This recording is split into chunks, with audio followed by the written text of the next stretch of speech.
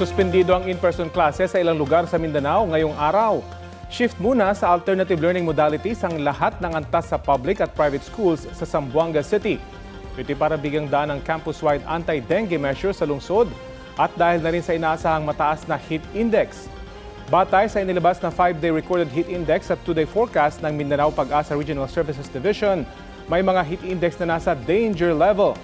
41 degrees Celsius ang posibleng maramdamang init ngayong Huwebes sa Zamboanga City. Pasok po yan sa extreme caution level. Nasa danger level naman na 42 hanggang 43 degrees Celsius ang forecast ngayong araw para sa Dipolog City, Surigao City sa Surigao del Norte, Hinatuan sa Surigao del Sur, at Butuan sa Agusan del Norte sa Caraga Region. Ibig pong sabihin, posibleng makaranas ng heat cramps at heat exhaustion na posibleng magresulta sa heat stroke. Mga kapuso, stay hydrated, magsuot ng komportabling damit, huwag magbilad sa arawan at gumamit ng payong o anumang panangga sa init.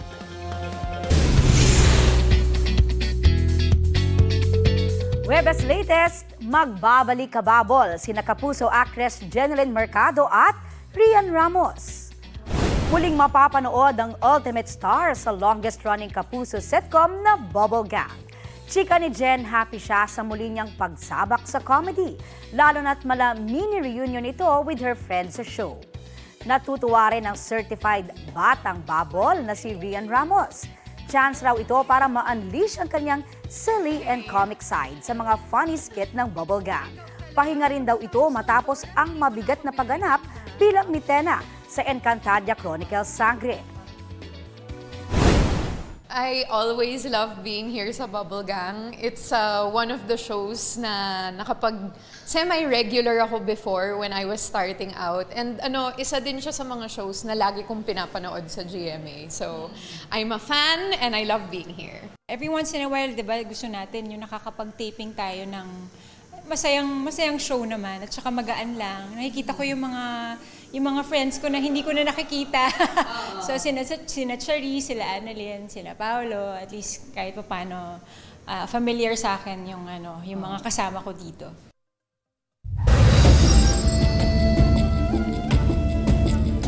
Binahana, pinagnakawan pa ang bahay ng isang pamilyang nag-evacuate sa Calasiao, Pangasinan. Ayon sa may-ari ng bahay, nadiskubre nilang natangay ang halos 8,000 pisong halaga ng cash at ng mga paninda nilang bigas, frozen products pag-uwi nila galing sa evacuation center.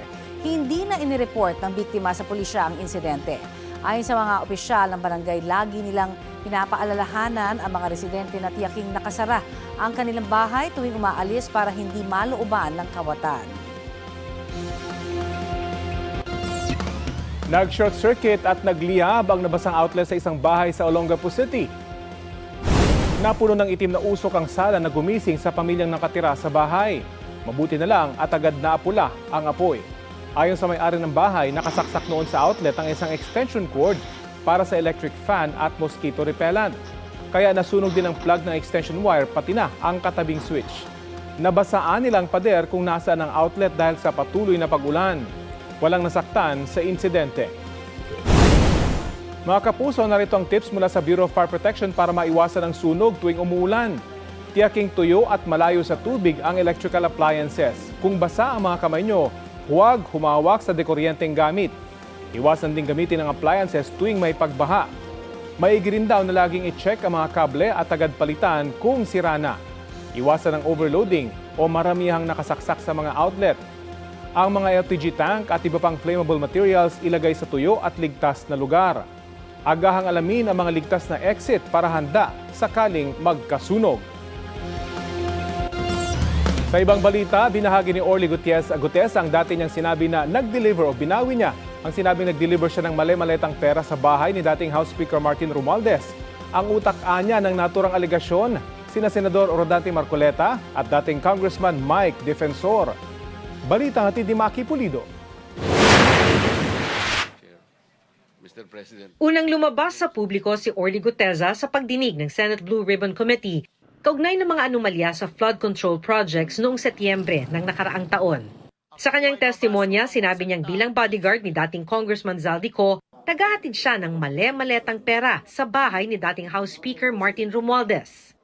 Humigit kumulang 3 beses ako mismo ang nag-deliver ng basura sa bahay ni Congressman Saldico at sa mga bahay ni Speaker Romualdez. Si Senador Rodante Marcoleta ang nagharap sa pagdinig kay Guteza na inilapit daw ng kaibigang si dating Congressman Mike Defensor. Pero ngayon, binabawi na ni Guteza ang kanyang mga sinabi sa isang panibagong affidavit. Pinilit lang daw siya ni Defensor na sabihing naghakot siya ng pera para kay Romualdez kahit hindi raw ito totoo. Sa isang video, binasa ni Guteza ang ilang bahagi ng kanyang affidavit. Sa isang Japanese restaurant malapit sa Senado, sinulat daw ang kanyang affidavit laman ng kwentong idinikta ni Defensor. Inayos pa raw ni Marcoleta ang draft na tinype ng manugang ni Defensor na si Mark. Simulan na ni Senator Marcoleta ang basahin ang ginawa ni Mark na affidavit base sa sinabi ni former Congressman Mike na sabi niya, pare, ayusin ko ang Tagalog. Doon mismo sa harap ko, inaayos ni Senator Marcoleta ang affidavit na yun. Sabi ni former Congressman Mike Defensor, si Mark kasi di marunong mag-Tagalog. Ang video na ito ibinigay sa GMA News ni Attorney Melvin Kalimag, ang abogadong nagnotaryo ng panibagong affidavit ni Guteza noong August 13. Binigay din sa amin ang video na ginawang pagnotaryo sa isang hotel room sa Pasig. He was very relaxed. Tapos tahimik nga eh. Parang very ordinary lang. Ni-request namin kay Attorney Kalimag na makausap sa telepono si Guteza pero ayon sa kanya, may problema sa signal kung nasaan si Guteza kaya di siya makontak. Sa kwento ni Guteza sa kanyang affidavit, narinig daw niya ang usapan ni na Defensor at Marcoleta tungkol sa pera. Sabi ni Congressman Mike, basahin mo na muna, ikaw na ang bahala kung pwede yan, sabi niya.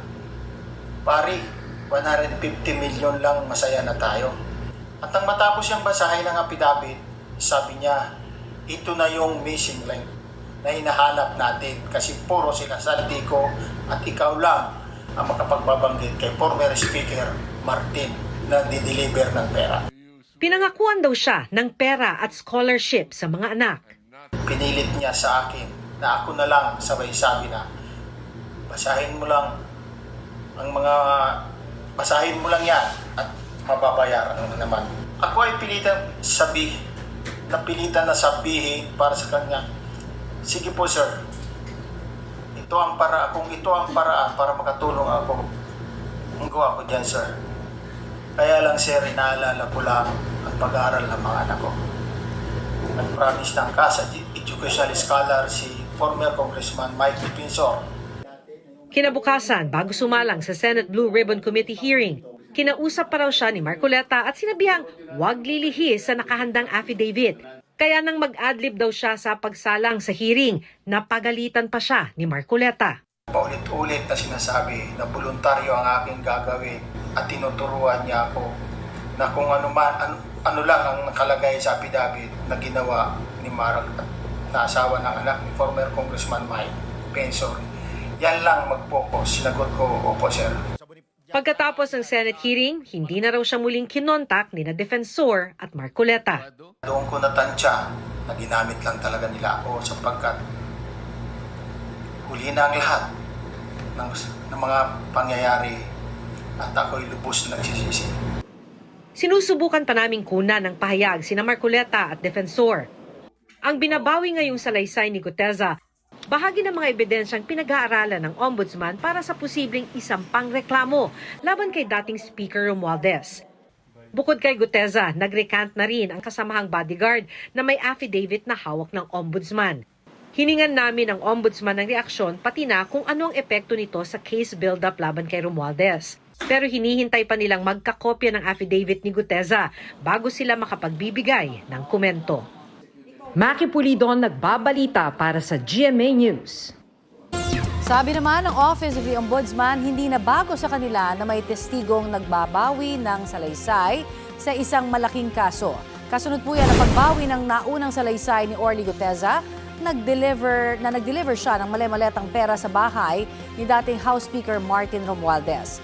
Ayon sa Ombudsman, mayroong 28 uniformed personnel na aktibo pa sa serbisyo ang handang magbigay ng testimonya tungkol sa mga iniimbestigahan anilang transaksyon ni Congressman Romualdez. Sa panayam naman ng Super Radio DZBB, sinabi ng kasalukuyang Senate Blue Ribbon Committee Chairman na si Erwin Tulfo na mabuting binawi na ni Guteza ang nauna niyang salaysay sa komite.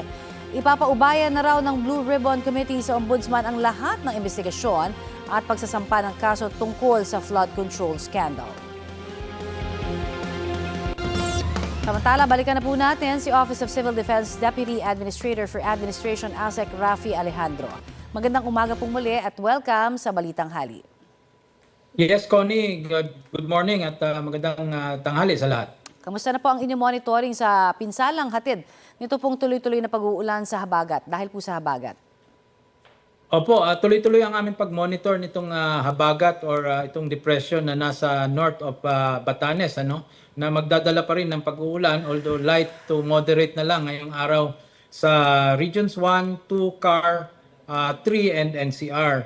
So ang ating monitoring po ay nagdala po ito ng flooding in some areas for several days, and meron po tayong halos 1.8 million families or close to 6.6 million individuals na directly affected nito, at meron po tayong reported casualties.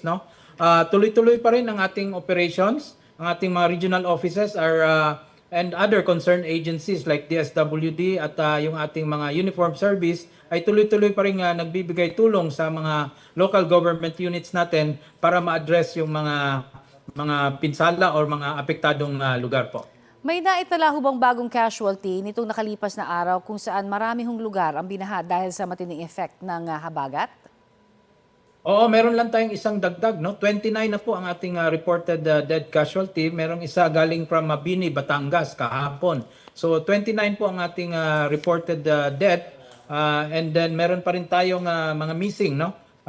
Nasa 19 and 3 missing and 19 injured individuals. Okay. At saan sa mga rehiyon po ang pinaka-apektado ng habagat? May mga nananatili ho bang isolated pa hanggang sa ngayon?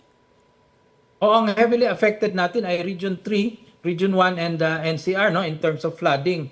At kahapon po, meron pong dalawang barangay doon sa Region 3 sa Zambales na isolated, but nakakuha na po tayo ng mga alternate routes, and napadalhan na po ito ng mga relief items. Ito yung Barangay Santa Fe and Barangay Babuyan doon sa Santa Cruz, Zambales. Okay, so lahat po naabotan na ng tulong doon sa mga apektadong residente? Opo, naabutan na po ng tulong. In fact, ang assistance natin ay umaabot na po ng 957.8 million sa iba't ibang region, from DSWD, from OCD and other agencies. Okay, pero sa kabuuan, meron ho ba tayong halaga kung magkano ho yung pinsalang na idulot nitong habagat? At yung mga bagyo pa rin ho na kasama, na particular na doon sa infrastructure and agriculture po natin? Opo, halos umaabot na po ng 4.7 billion in terms of damage sa infrastructure, at sa agriculture naman ang reported sa atin ay 1.4 billion na po. And we are doing our assessment para po talaga makuha natin yung kabuuan, kasi ongoing pa po yung ating rapid assessment doon sa mga areas na nag-i-improve na po yung weather. Okay, marami pong salamat sa inyo pong oras na ibinahagi sa amin dito sa Balitang Hali, sir. Yes, Connie, maraming salamat din po at magandang tanghali po. Yan po naman si ASEC Rafi Alejandro ng Office of Civil Defense.